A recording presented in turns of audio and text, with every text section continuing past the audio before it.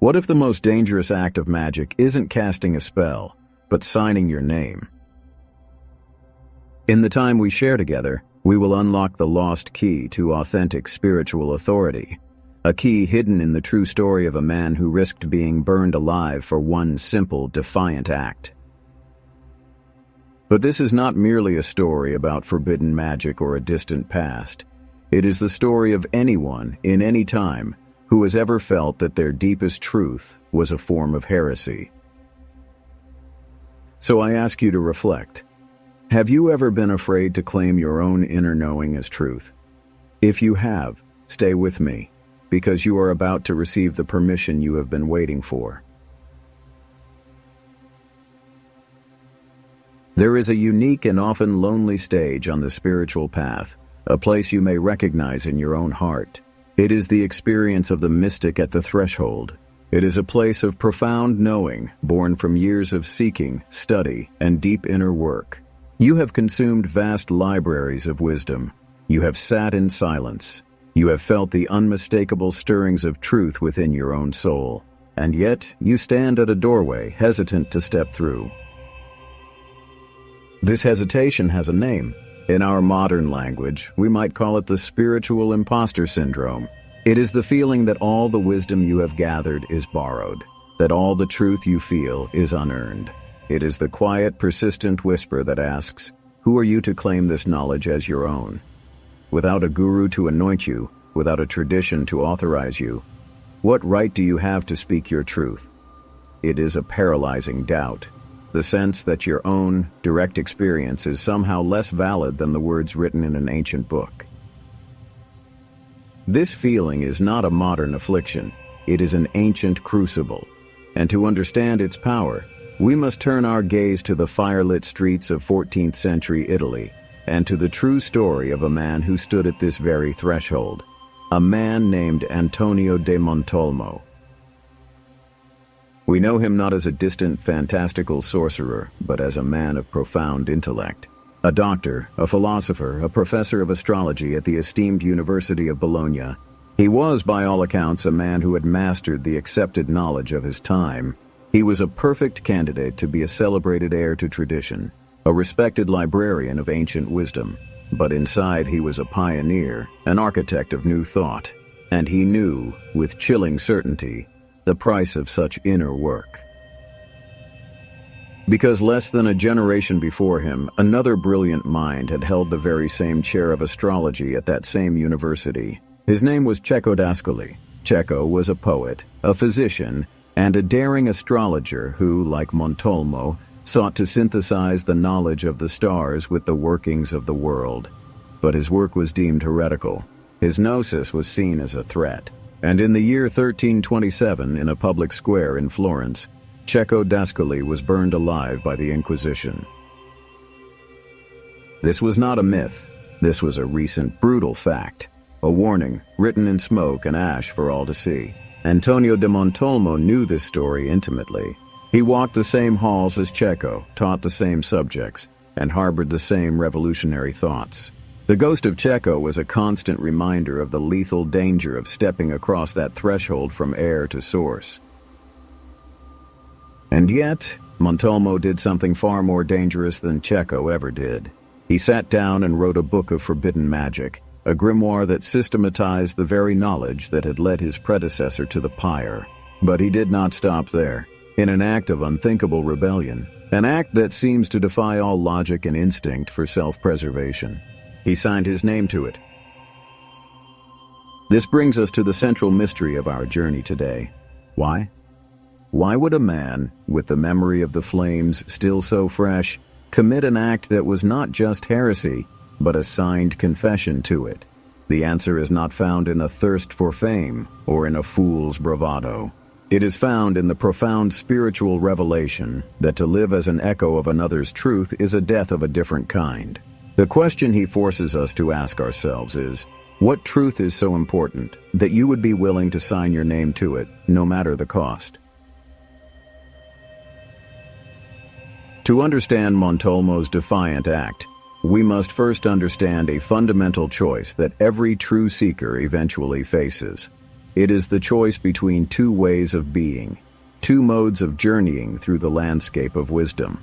We can call them the way of the tourist and the way of the pioneer. The spiritual tourist walks the well-trodden paths. They journey to the great monuments of the past, admiring the cathedrals of thought built by the masters. They read the ancient texts, learn the established systems, and quote the accepted authorities. There is a great deal of knowledge to be found here, and there is a profound sense of safety. The path is clear, the maps are detailed, and the destination is known. It is the path of the good student, the faithful heir. Many spend their entire lives here and find comfort in it. But for some, another call is heard. It is a quiet but persistent pull away from the main road towards the frontier of their own unmapped consciousness. This is the call of the pioneer.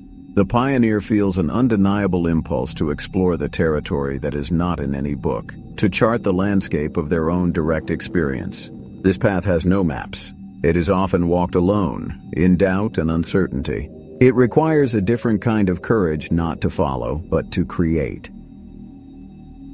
The moment you consciously choose to heed that inner call, to trust your own compass over the maps of others, is the moment of the Gnostic Leap. It is a quantum shift in identity, from one who consumes knowledge to one who becomes a source of it. The American sage, Ralph Waldo Emerson, gave this inner compass a name. He called it self-reliance. He wrote that every heart vibrates to an iron string, and that we must trust that inner tone above all others. For the pioneer, this is not a philosophical suggestion. It is the fundamental law of navigation. It is the understanding that the truth whispered in the private sanctuary of your own heart holds an authority as legitimate as any scripture ever written. And this is the quiet rebellion, isn't it?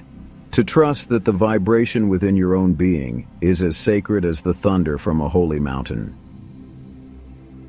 The great psychologist Carl Jung provided a map for this pioneering journey. He called it individuation. It is the practical, lifelong process of differentiating the collective script, the beliefs and expectations given to you by your family, your culture, and your spiritual traditions, from the unique, intrinsic code of your own soul. It is the work of shedding all that you have been told you are, in order to discover who you truly are. The tourist lives out the collective script. The pioneer bravely lives out their own. This brings us to the very heart of Montolmo's world. This is the essential difference between dogma and gnosis. Dogma is the map, handed down through generations, accepted through faith. It is the creed of the tourist. Gnosis, from the Greek word for knowledge, is the living, breathing territory itself. It is not belief, it is truth forged in the fire of direct personal experience. It is the discovery of the pioneer. Montolmo's grimoire, filled with his own systems and conclusions, was a map drawn from his own pioneering journey. And his signature was not an act of arrogance. It was a declaration of gnosis in a world that only permitted dogma. But a pioneer does not simply wander into the wilderness and survive. A discovery is not enough. To create a new world, one must build a shelter, establish new principles, and draw a new map for this newfound reality. So how does the pioneer become an architect? How does one build a home for their gnosis in the vast universe of the mind? A pioneer discovers a new territory, but a discovery alone is not enough to sustain life. To thrive, the pioneer must become an architect. They must take the raw, untamed landscape of their gnosis and build a structure within it, a place of order, safety, and coherence. This is the second great pillar of sovereignty, the creation of your personal logos. The word logos is ancient, meaning reason or divine principle. Your personal logos is the unique ordering principle of your inner universe. It is your truth systematized. Montolmo was not a vague mystic lost in ecstatic visions. He was a scholar, an academic, an architect of thought. He took the chaotic streams of astrology, hermeticism, and folk magic, and he built a coherent system. He teaches us that the highest form of spiritual power is not merely following rules, but understanding the universal principles so deeply that you can establish your own. Think of this as the act of drafting a personal constitution for your inner world. A nation's constitution is a set of foundational laws and principles that defines its reality, protects its citizens, and guides its growth. Your personal constitution does the same for the vast nation of you. The ancient Stoics had a powerful name for this inner architecture. They called it the inner citadel. This is a fortress of the mind, built not from stone, but from clear principles, reason, and virtue. It is not a wall to shut the world out, but a well-ordered inner kingdom that allows you to engage with the chaos of the world without being consumed by it. When you are buffeted by external events, when the opinions of others rage like a storm, you have a place of refuge within, a place governed by your own laws. Your personal logos is the blueprint for this citadel. And this is not just ancient philosophy. It is a verifiable living science. In our modern age, researchers like Dr. Joe Dispenza have provided evidence for what the mystics have always known. The act of consciously governing your inner state of choosing your thoughts and cultivating elevated emotions is not a passive exercise. It creates tangible, measurable coherence between your brain and your heart. This is a state of optimal biological function, where your internal systems work in harmony. When you live according to your personal constitution, when you practice your own sovereign principles, you are literally rewiring your neurology and creating a coherent, energetic signature. You are changing yourself from the inside out. Here we see the wisdom of the old Hermetic masters come to life. The principle of correspondence, as within, so without, is not a metaphor. It is a mechanism. The order you architect within your own consciousness, your microcosm, must, by universal law, reflect itself in the order of your external life. Therefore, the act of forging your personal constitution is a profound magical act. You are aligning your personal universe with the greater universe. And this is the true work of the mystic, not to escape the world, but to build a world within that is so coherent, so true, that the outer world cannot help but respond. But every great construction, every pioneering journey, requires that we face the most primordial of forces. It requires us to work with the raw materials found in the darkness, under immense pressure. It requires us to face the abyss. To build a citadel of the self requires more than a blueprint. It requires that we work with the raw materials of our own being. And these materials are not always found in the light. In fact, the strongest foundations are often forged in darkness, under immense pressure. This brings us to the third and perhaps most challenging pillar of sovereignty, the Alchemical Crucible. Authentic spiritual authority is not born in comfort. It is forged. We can understand this through the metaphor of deep-sea exploration. Much of modern spirituality encourages us to stay in the sunlit shallows. It is beautiful there. The water is warm, the light is clear, and the path is easy to see.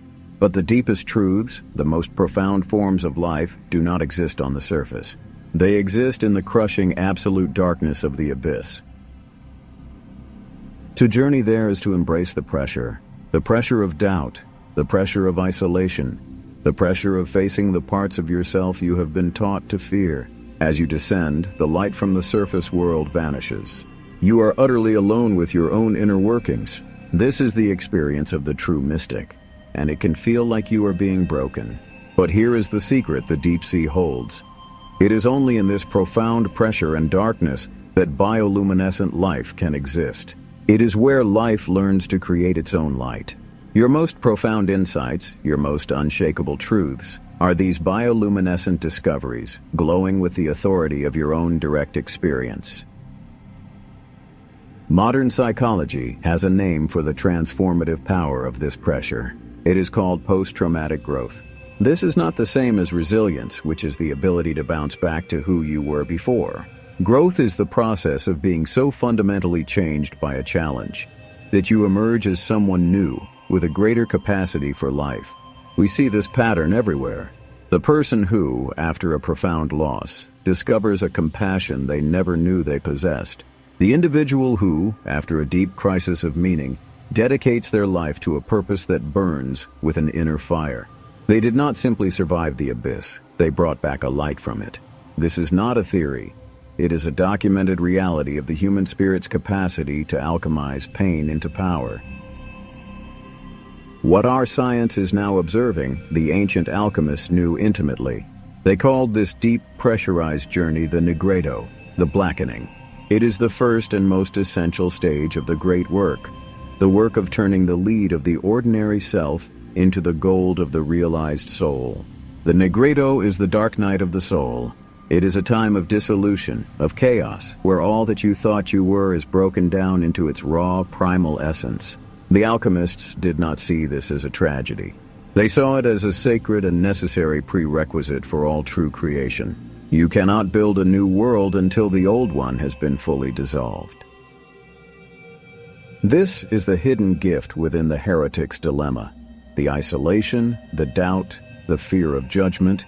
This is the alchemical fire. This is the pressure of the deep. It is not a sign that you are lost. It is a sign that the transformation is working. So, when the pioneer has drawn the map from the unknown, when the architect has built the citadel from their own truth, and when the deep-sea explorer has returned from the abyss, bearing a light of their own making, what comes next? What final, definitive act seals the great work and declares the founding of this new world within? We have walked the path of the pioneer, charting the unknown territory of the soul. We have stood as the architect, drafting the constitution for our inner world. We have descended as the explorer into the pressurized deep and returned with a light of our own making. Now, we arrive at the final, unifying act, the culmination of this great work. The loops of curiosity have led us here to this single potent question. What does it mean truly to sign your name? When Antonio de Montolmo put his quill to parchment, his signature was not an act of ego. It was not a boastful claim of ownership. In the esoteric traditions he knew so well, a signature, a mark, or a seal is something far more profound. It is a magical seal. When Antonio de Montolmo put his quill to parchment, his signature was not an act of ego. In the esoteric traditions he knew so well, a signature is a magical seal. Think of a royal decree, sealed with the king's signet ring. The wax seal imbues the parchment with the full authority of the throne. It makes the will of the sovereign real. Montolmo's signature was his sovereign's seal. It was the mark of the fully integrated self, forged from the gnosis of the pioneer, the skill of the architect, and the courage of the explorer. It was the declaration, I am the author of this reality. First, it was sealed with the gnosis of the pioneer. This was the mark of a man who had directly experienced the truths he wrote about, and dared to trust that experience as his ultimate source. Second, it was sealed with the profound skill of the architect. This was the mark of a man who had not just received wisdom, but had wrestled with it, ordered it, and built a coherent system from it. The ancient Greeks had a word for this kind of practical, embodied wisdom, techne. And finally, it was sealed with the deep, soul-level courage of the explorer. This was the mark of a man who had faced the abyss of mortal danger, who had felt the alchemical pressure, and who had chosen to stand in his truth, regardless of the consequences. This is the virtue the Greeks called Andrea. His signature, then, was the alchemical wedding of these three forces: direct knowing, skillful creation, and unshakable courage. It was the physical manifestation of the fully integrated self. And this reveals the great truth his legacy offers you now. The true purpose of your spiritual journey is not to find a master to follow or to perfectly memorize a map drawn by another. The purpose is to undertake this same journey of integration, to arrive at the place where you are able to seal your own work with the undeniable authority of your own lived experience. The goal is to become the sovereign of your own inner world. The goal is to become the author of your own reality. And the quiet power behind Montolmo's act is the realization that this authority is not something granted to you by an outside force. It is something you claim for yourself. The time has come to move from the realm of knowing into the act of becoming. We will now take the profound philosophy of spiritual sovereignty and transmute it into a living, tangible practice. Now, we will learn how to forge our own seal using the very principles this first necromancer laid down. Before we forge our own seal, we must honor the source of its design. To do this, we must finally answer the question, what was the actual work of this first necromancer? In Montolmo's time, the term necromancer meant something more specific than just communing with the dead. It referred to a sorcerer who could conjure and command the intelligences of the cosmos, the unseen forces and spirits believed to inhabit the sublunar realms. His forbidden grimoire was, in essence, a master blueprint for interacting with reality on a fundamental level. His system operated in two distinct modalities.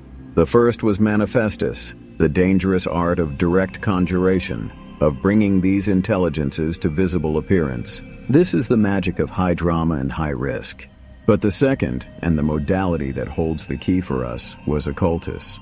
This was the subtle art of influencing reality invisibly, by imbuing talismans, images, and objects with specific astral powers and personal intention. The ritual we are about to perform is a modern internal adaptation of this authentic occultist practice. This must be understood. We are not calling on any external forces. We are using the timeless principles of Montolmo's own art to awaken and seal the sovereign intelligence within. The methodology of our ritual is therefore directly inspired by the components of ceremonial magic that Montolmo himself utilized. Drawing from traditions like the Key of Solomon, he emphasized several key elements that we will now use. First, the absolute necessity of purity in both the operator and the materials. Second, the use of sacred circles to define and consecrate the working space. And third, the power of divine names, magical characters, and sigils to encode and project a specific intention. You will see each of these principles woven into the steps of our work. This is not a modern invention. This is the careful and respectful adaptation of a genuine historical magical system for the purpose of your spiritual growth. We are taking the keys from the Necromancer's grimoire to unlock the Gnosis within your own heart. This is a journey into the heart of ceremonial magic, made practical and accessible for the modern mystic. We will create what is known in the Western esoteric traditions as a lamen. A lamen is not a charm or a good luck token. It is a sacred pectoral, a magical seal worn over the heart. Its purpose is not to attract external forces, but to serve as a constant, powerful declaration of the magician's authority and their connection to the principles they command. Before we begin the work, we must first understand the principle. As the ancient mages knew, a physical object can be imbued with a specific intention and energy, turning it from a simple thing into a powerful magical tool. Montolmo believed that pure wax and silver could be imprinted with astral influence. We, in turn, understand that a consecrated object can be imprinted with the full power of our personal logos. This lamen we are about to create will not be an idol to be worshipped. It will be a mirror, a physical anchor designed to constantly reflect your deepest truth back to you, reinforcing the architecture of your inner citadel and reminding you, in moments of doubt, of who you have chosen to become. Our great work begins not with the hands, but with the heart and mind. A ritual is a focused act of creation where your consciousness is the primary ingredient. Therefore, in the hours or even the day leading up to this practice, hold a single intention to connect with your sovereign self. Minimize distractions. Spend a few moments visualizing the feeling of sovereignty. What does it feel like in your body to stand in your own authority? Let this feeling become your sacred space. Only when you feel centered in this intention are you ready to prepare the outer altar by creating your lamina sacred pectoral, a magical seal worn over the heart. Now let us gather our tools. In magic, as in life, elegance is found in simplicity. You will need 4 items. First, the body of the layman. This should be a piece of natural material, a thick piece of cardstock, a thin sanded disc of wood, or a small square of leather. The shape, be it a circle for totality or a hexagon for harmony, is your choice. This is the vessel for your intention. Second, the instrument of writing, a pen or permanent marker that you set aside for this sacred purpose alone. This is the conduit for your will. Third, the element of purification. Incense, such as sandalwood or frankincense, is ideal for this. The smoke of a sacred herb like sage also serves beautifully. This is the agent of cleansing, clearing the vessel of all prior energies. And fourth, the element of activation. A single candle. White is universal, but choose any color that resonates with your intention. This is the fire of your spirit, which will bring the lamen to life. Once you have gathered your tools, the first act of the ritual begins. This is the consecration. Light your incense or herb. Take the physical body of your lamen and pass it gently through the rising smoke. As the smoke envelops it, speak these words aloud, with clear intent. I cleanse this vessel of all past influences. May it be pure to receive my sovereign seal. See and feel all residual energies dissolving, leaving a clean, neutral canvas for your great work. With our vessel pure and our intention clear, we are now ready to call upon the architect who has always been waiting within. Now we enter the heart of the ritual. This is the moment where intention becomes action, where the unseen is drawn into the scene. Find a quiet space where you will not be disturbed. Place your consecrated materials before you. And now, light your candle. Watch the flame for a moment. See in it the single, unwavering point of light that is your own consciousness. This is the fire that fuels all creation. This is the fire that will activate your will. This is not a prayer to an outside force. It is an invocation of the deepest part of yourself. Place one hand over your heart. Feel its rhythm, its steady presence. Breathe deeply. When you are ready, speak these words, not as if you are reading them, but as if you are remembering them from the core of your being. Speak them with conviction. I call forth now the architect of my soul. I call to the source of my gnosis, to my own lived and proven truth. I invoke the sovereign within me, the one who knows, the one who creates, and the one who dares. I call you to be present now. Let your signature flow through this hand. This work is yours. Sit in the silence for a few moments after you have spoken. Feel the shift. Feel the presence of your own deeper self filling the space. There is no need to force anything. You have simply opened a door. Now, with this sense of presence, pick up your instrument of writing. The time has come to create your lamen. We will inscribe 3 essential elements upon its face. Each is an act of manifesting your personal logos. First, the circle of totality. Draw a circle around the outer edge of your lamen. This is not just a border. It is a declaration. This circle represents the wholeness of your being, the unified field of your consciousness. It is the symbol of the cosmos you contain within you, a world complete and sovereign unto itself. Draw it with a steady hand. Next, the word of power. Turn your attention inward. What is the single core virtue you are claiming as the foundation of your inner constitution? Perhaps it is sovereignty. Perhaps it is clarity, courage, truth, or integrity. Do not overthink it. Trust the first word that arises from the quiet space of your heart. It is the right one. Inscribe this word within the circle. Write it clearly, powerfully. This word is the central pillar of your inner citadel. And finally, the personal sigil. This is the most intuitive and magical part of the process. In the center of your lamen, you will draw a unique symbol that represents the essence of your sovereign self. Do not try to invent this with your logical mind. Quiet your thoughts, look at the space in the center, and allow the architect within to guide your hand. It may be a simple geometric shape. It may be a combination of the letters of your name or your chosen word of power. It may be an image that has come to you in a dream or meditation. There is no wrong way to do this. Allow the sigil to emerge. This symbol is your soul's unique code, its signature in the language of the universe. Take your time. This is not a race. You are not merely decorating a piece of wood or paper. You are giving form to the formless. You are making your soul visible. The seal is now almost complete. The blueprint has been drawn.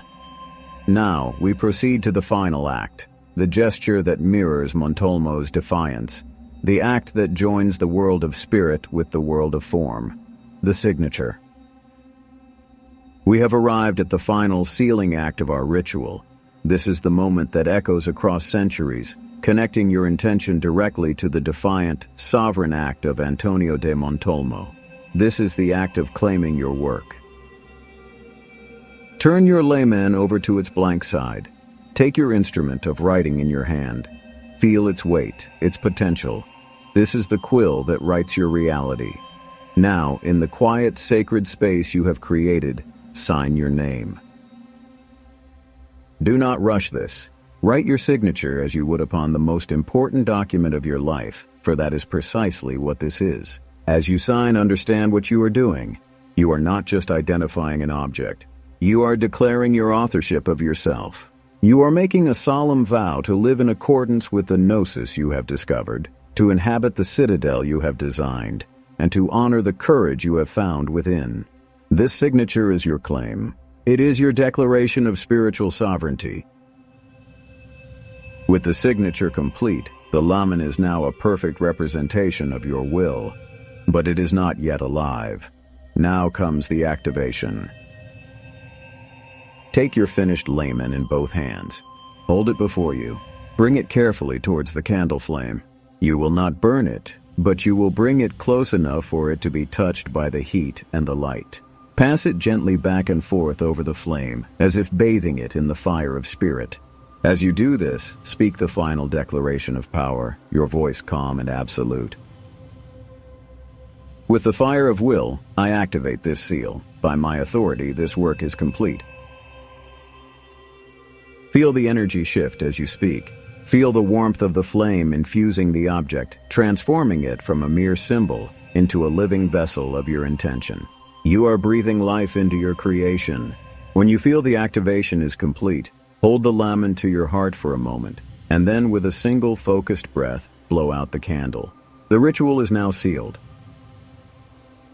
But the work is not over.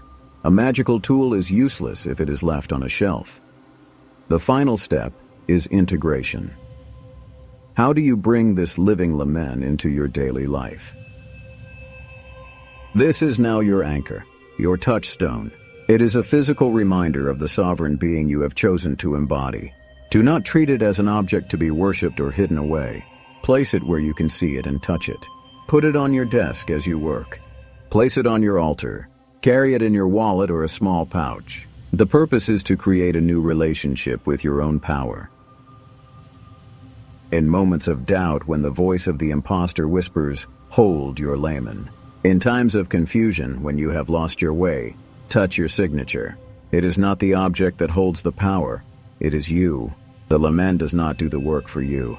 It is a finely tuned instrument designed for one purpose: to remind you, with unshakable certainty, that you are the power that does the work. It is the legacy of the first Necromancer, made manifest not in a forbidden grimoire, but in the living temple of your own sovereign heart. And so, we arrive at the end of our journey together, only to find that it is truly a beginning. The real legacy of Antonio de Montolmo is not a dusty grimoire locked away in a library. It is not a collection of forbidden secrets from a forgotten age. It is an invitation, extended across the centuries, directly to you. It is an invitation to pick up the pen and become the author of your world. This act of authorship is the ultimate act of choice. It is the conscious decision to define yourself not by the stories you have been told, but by the one you choose to write from this day forward. As the great pioneer of the inner world, Carl Jung, reminded us, "I am not what happened to me. I am what I choose to become." Perhaps the most profound secret of all, the one hidden within every act of true creation, is this. The universe is not waiting for you to discover its truths. It is waiting for you to declare them. Your Gnosis, your direct and lived experience, is a vital and necessary piece of the cosmic architecture. Today, you have forged a seal. You have declared a truth. To honor this sacred work, I invite you to join us in the comments below. Share the one word that represents the sovereignty you sealed today, your word of power from your layman. Let us create a living testament to our collective Gnosis, a library of sovereign souls, written one word at a time.